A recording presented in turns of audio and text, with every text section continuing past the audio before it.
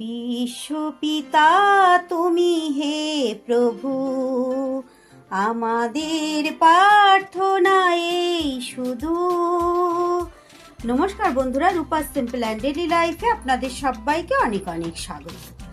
আজ ভগবান যীশু খ্রিস্টের জন্মদিন 25শে ডিসেম্বর।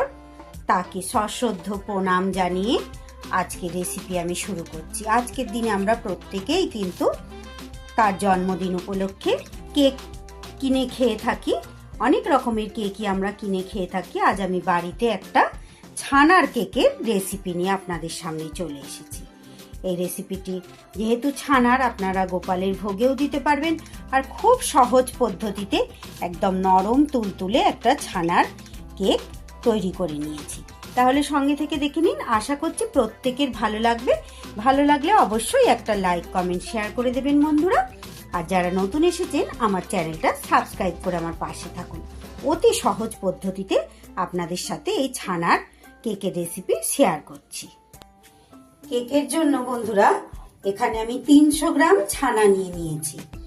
এটা আমি খাঁটি 2 লিটার গরুর দুধকে কাটিয়ে ভালো করে জল দিয়ে সেটা ধুয়ে জল একদম শুকনো করে নিংড়ে তারপরে এটা আমি খুব ভালো করে একটু মেখে নিয়েছি। 2-3 মিনিট ধরে এটাকে আমি খুব ভালো করে মাখিয়ে নিয়েছি। গরুর দুধের জায়গায় আপনারা কিন্তু প্যাকেট দুধ ব্যবহার করতে পারেন। ছানা কাটাটা তো আপনারা সবাই জানেন, তাই ছানা কাটানোটা আমি আর দেখাইনি।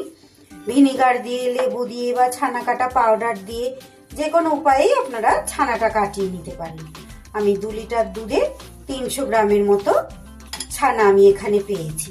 শীতকালে কিন্তু দুধের এটা ভালো থাকে, ছানাটা খুব ভালোই হয়, একটু বেশি পরিমাণেই পাওয়া যায় শীতের দিনে। আপনারা যে কোনো দুধেরই এইভাবে ছানাটাকে আগে তৈরি করে নেবেন।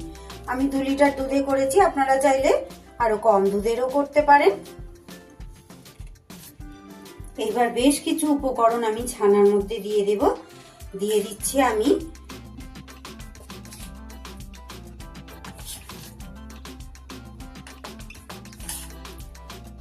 6 টেবিল চামচ ময়দা এখানে আমি অ্যাড করলাম।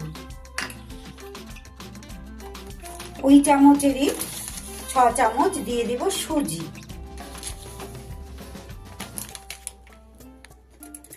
যতটা ময়দা ততটা সুজি নিয়ে নিলাম।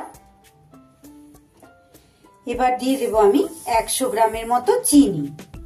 চিনিটা আপনারা কম বেশি দিতে পারেন।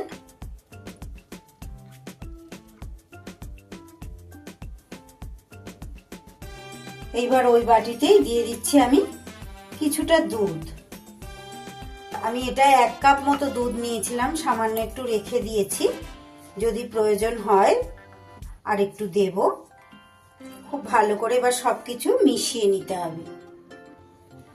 খুব সুন্দর করে কিন্তু আমি ব্যাটারটা তৈরি করে নিয়েছি। আমার 1 কাপ দুধ পুরোটাই কিন্তু লেগে গেছে, যেহেতু ছানার মধ্যে আমার জল ভাব ছিল না। তাই এবার এর মধ্যে দিয়ে দিচ্ছি একটু ছোট এলাচের গুঁড়ো, দিয়ে দেব 4 চামচের 4 ভাগের 1 ভাগ, এটা হচ্ছে খাবার সোডা, আর দেব 1/2 চা চামচ বেকিং পাউডার।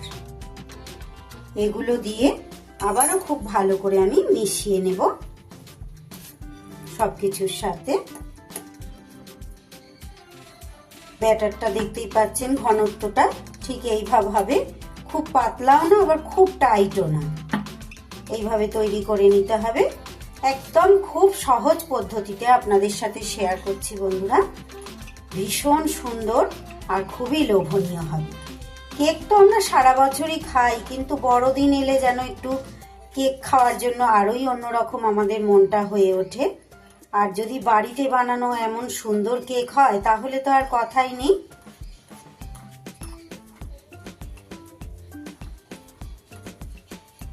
খুব ভালো করে সবকিছু মিশিয়ে দিয়েছি, আর চিনিটাও যেহেতু গলে গেছে আস্তে আস্তে আরো পাতলা হয়ে যাচ্ছে।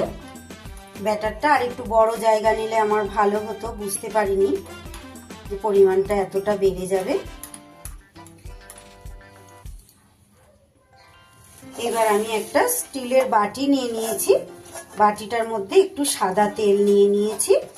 তেলের জায়গায় আপনারা কিন্তু এখানে ঘি বা মাখন ব্যবহার করতে পারেন।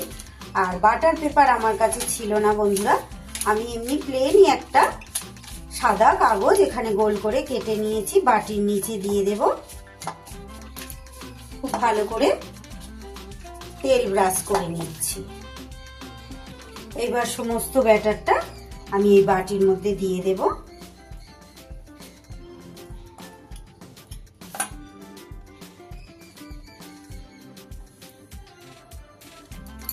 পুরোটা বাটির মধ্যে দিয়ে এইভাবে ঝাঁকিয়ে ঝাঁকিয়ে যাতে হাওয়া না থাকে সেইভাবে সেট করে নিয়েছি। এইবার কেকটাকে বেক করার পালা। আমি গ্যাসে একটা কড়াই বসিয়ে গরম করে নিয়েছি, নিচে একটা স্ট্যান্ড দিয়ে দিয়েছি। স্ট্যান্ডটা সোজা করে দিলে উঁচু হয়ে যাবে, তাই আমি উল্টিয়ে দিয়েছি। এবার একটা ঢাকা দিয়ে দেব। ঢাকা দিয়ে 35 থেকে 40 মিনিট বেক করব। ফিরে এলাম বন্ধুরা। 40 মিনিট না, আমি 50 মিনিট পর ফিরে এলাম। একটা কাঠি ঢুকিয়ে এবার আপনাদের একটু দেখিয়ে দিই। কাঠির গায়ে কিচ্ছু কিন্তু লাগছে না, তার মানে কেকটা কিন্তু আমার একদম তৈরি হয়ে গেছে। গ্যাসটা আমি বন্ধ করে দিলাম। এবার বাটিটাকে আমি ধরে নামিয়ে দেব। এটা পুরোপুরি ঠান্ডা করে ফিরে আসছি আবার আপনাদের সামনে। খুব সুন্দর দেখতে হয়েছে, আর এত সুন্দর একটা গন্ধ আসছে, মানে মিষ্টি, কি বলবো আপনাদের। আরো 10 মিনিট পর আমি এই যে কেকের ঢাকনাটা খুলে দিলাম। দেখতে পাচ্ছেন পুরোপুরি ঠান্ডা হয়ে গেছে। এবার আমি একটা প্লেটের মধ্যে এইভাবে উল্টিয়ে দেব। দেখুন ইজি কিন্তু এটা উঠে গেল। আর এই যে কাগজটা দেওয়া ছিল, এটা আস্তে আস্তে করে তুলে নেব। একটু হালকা পোড়া পোড়া ভাব হয়েছে এরকম, যেহেতু এটা ছানার কেক তাই কিন্তু একটু এরকম হালকা পোড়া পোড়া হলে এর স্মেলটা একদমই অন্যরকম হয়। তাহলে দেখতেই পাচ্ছেন বন্ধুরা কতটা সুন্দর, কতটা নরম তুলতুলে হয়েছে। একটু ছানা কাটানোটাই যা ঝামেলার কাজ, তাছাড়া কিন্তু কোনো ঝামেলা নেই। বাড়ির বাটিতেই কোনো কেক টিনও লাগলো না, কিচ্ছু না, তাতেই কিন্তু এত সুন্দরভাবে একটা সুন্দর কেক তৈরি হয়ে গেল। এইভাবে সহজেই কিন্তু আপনারা বাড়িতে বানিয়ে নিতে পারবেন। আর যেহেতু ছানার কেক, এটা আপনারা চাইলে ঠাকুরের ভোগেও দিতে পারবেন, কোনো রকম ডিমের ব্যবহার নেই। তাহলে আমার আজকের ছানার কেকের রেসিপি কেমন লাগলো বন্ধুরা? অবশ্যই আমাকে একটা কিন্তু লাইক কমেন্ট করে জানিয়ে যেতে ভুলবেন না। তাহলে আজকের রেসিপি আমি এখানেই শেষ করছি। সবাই খুব ভালো থাকবেন, সুস্থ থাকবেন, ঈশ্বর আপনাদের মঙ্গল করুন। আবার ফিরে আসছি আগামী দিন অন্য কোনো রেসিপি বা ব্লগের সাথে। এতটা সময় আমার সঙ্গে থাকার জন্য অনেক অনেক ধন্যবাদ আপনাদের সবাইকে।